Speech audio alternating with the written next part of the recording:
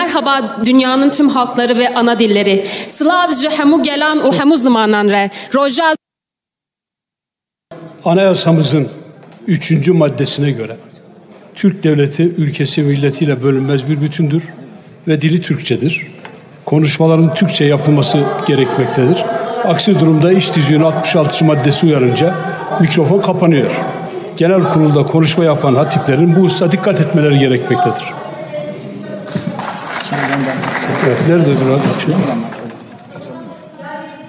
Yani nasıl Siz Dünya Ana Dilleri Günü'nün kutlanmasını propaganda olarak mı sayıyorsunuz?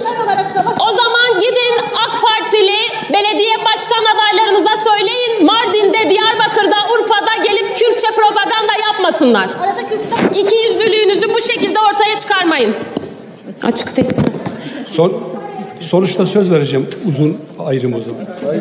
Şu an bir kafa karışıklığı var. 1 dakikalık konuşmamı mı tamamlayayım yoksa...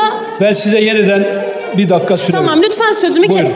Ama Türkçe hitap ederseniz... Bir kelimeyle bu ülkede yaşayan halkların dilinden ana dil gününü kutlayacağım ve rica ediyorum sözümü kesmeyin. O sistem kesiyor zaten, onu söyleyeyim. Sistem kesmiyor. Az önce arkadaşım da Kürtçe konuştu ve kesmedi. Kesildi. Siz farkına var mı? Ben yazımı tamamlamak istiyorum müsaadenizle. Türkçe hitap ederseniz sevinirim. Ben dünya halklarının dilinde Kürtçe kutlayacağım. Merhaba 7 kıta, 7 iklim. Merhaba dünyanın tüm halkları ve ana dilleri. Slavje hemu gelan u hemu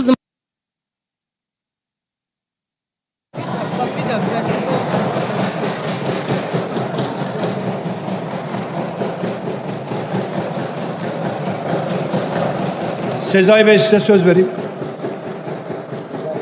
Aç verin. Buyurun Sayın Başkan.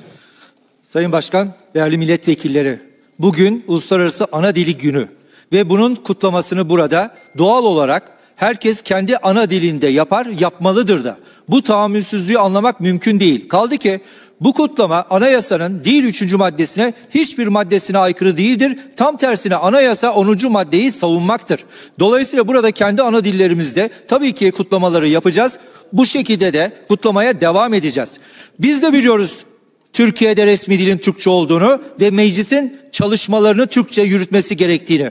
Evet, bu yasalardan kaynaklanan bir zorunluluk ama bu ana dilimizi kullanmayacağımız, bu tür kutlamalarda bu dili dile getirmeyeceğimiz anlamına gelmiyor. Lütfen buna saygı gösterin ve gerekli tahammül sınırları çerçevesinde bu ilişkiyi saygın bir şekilde yürütelim.